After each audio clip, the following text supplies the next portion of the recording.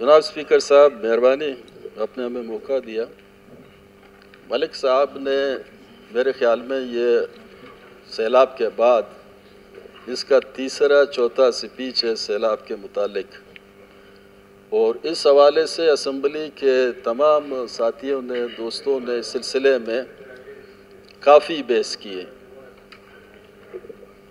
बलूचिस्तान अपनी पसमानदगी, अपनी महरूमी, आफत और मुख्तलिफ़ हवालों से तबाही का दास्तान हम असम्बली में बोलते रहते हैं। हमारी गवर्नमेंट में जब सैलाब 10 जुलाई से शुरू हुआ, बलूचिस्तान गवर्नमेंट ने अपनी जितनी उसकी बस में था हमें इमरजेंसी बेस पे जहां राशन पहुंचाना था हमने राशन पहुंचाई, जहां रोड बनते एग्रीकल्चर के हमारे बुलडोज़र वहां पहुंच गए। हमारी बजट इतनी बड़ी पैमाने पे नहीं है कि इतने बड़े कुदरती आफात का हम मुकाबला कर सकें। इस असम्बली में करारदाद लाई गई, हमने उस करारदाद के अपने जो नुकसानात थे उस टाइम 52 बिलियन हमने उसका हिस्सा बनाया। इसको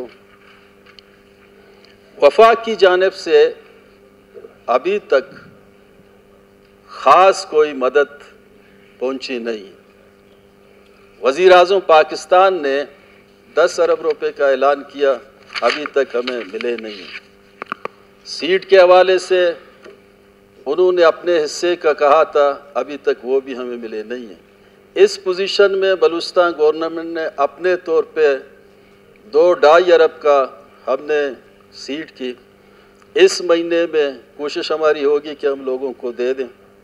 10,000 ट्रैक्टर के हमारे हावर्स हैं, हर एमपीए को, हर इलाके को, हर डिस्ट्रिक्ट को हम देना चाहते हैं। बुलडोज़र के हावर्स 3-3 हज़ार हम दे रहे हैं। जहाँ तक वफा की ताल्लुक है, वज़ीर आज़म आते हैं, चक्कर लगाते हैं, अल्लामा इकबाल का शेर पढ़ के फिर वापस चले जाते हैं। फिर कभी गालिब का शेर, कभी अल्लामा इकबाल का मिक्स करके पढ़ते हैं। जो साथी जिनके पार्टी मरकज़ में है वो वज़ीर आज़म पे प्रेशर डालें। और पहले भी हमने कहा था कि मुत्तफ़िक़ा तौर पे बलूचिस्तान असम्बली के साथी वज़ीर आला की सरबराही में जाएं, वहाँ वज़ीर आज़म को जितने हमारी नुकसानात हुए हैं उनके सामने रखें। जनाब स्पीकर, मरकज़ में जितने भी पैसे आते हैं बाहर से, अभी इस वक्त जो जितने भी डोनर एजेंसी हैं, जहां बैंक हैं, पूरे दुनिया से वहां से एड उनको मिल रही है। एशिया डेवलपमेंट बैंक ने बड़े पैमाने पे पैसे दिए, पेरिस क्लब ने बड़े पैमाने पे पैसे दिए, अरब दुनिया में बड़े पैमाने पे पैसे दिए, लेकिन वो बलूचिस्तान में पहुंच नहीं पाए।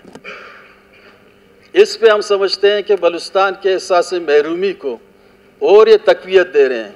इसलिए हम समझते हैं अब भी हमारा मौक़िफ़ यही है कि हम इस असम्बली के जितने भी मेंबर हैं उस सीट पे या यहाँ हम वज़ीर आज़म से जाके मिलें और अपना मुद्दा जामे तरीके से रखें। थैंक यू जनाब स्पीकर। शुक्रिया मीर असद बलोच साहब।